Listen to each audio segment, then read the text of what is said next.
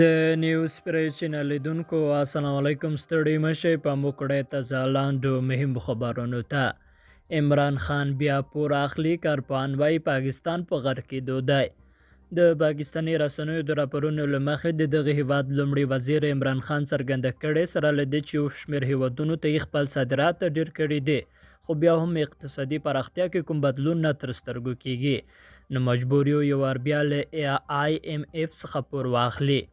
د اقتصادي چارو پاکستاني کارپوهانو پر عمران خان توند نیوکې کړې دي او د نوموړي عمل یې د هغه له هغه انتخاباتي شعارونو سره په ټکر کې بللی دی.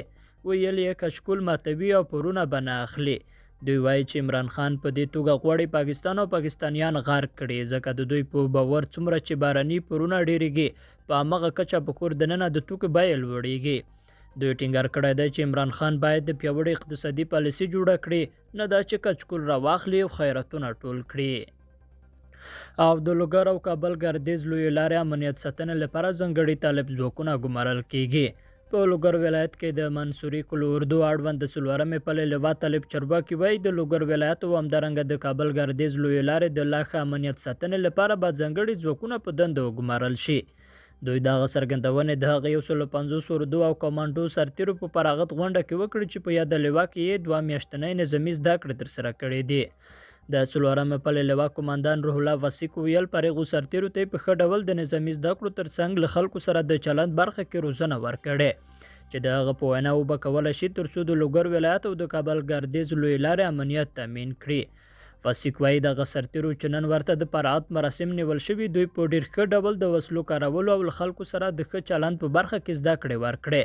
نو موږ خلکو ته ډاډ ورکوو چې د لوګر د ټولو ولسوالیو امنیت ساتنه به کوي او د کابل ګردیز په لویه لار باندې به هم ګمارل کیږي ترڅو د جنایي او نورو پیښو مخه ونیسي. په همدې حال کې بیا د لوګر مرستیال ولی انعام الله صلاح الدین وایي طالبان نه یوازې د خلکو امنیت خوندیتوب مسؤل دی، بلکې اوس ولس ته د ژوند د لومړنیو اسانتیاوو برابرېدو مسؤلیت هم ورله غاړه دی. لا نظامي زده کړو فارغ طالب سرتیری بیا وایي د مسلکي ښوونکو له لوري ورته په ښه ډول روزنه ورکړل شوې او د دوی په وینا که مسؤلین د امنیت ساتنې لپاره هر ځای ولګي چمتو دي چې عمل ته دنده ترسره کړي. دوی د امنیت په تامین کې د ملکي وګړو همکاري اړینه بولي او غوښتنه کوي چې د لا ښه ډاډمن امنیتي فضا رامنځته کولو لپاره باید له طالبانو سره مرسته وکړي. لیدونکو له ملتیا مننه، ښه اوسئ.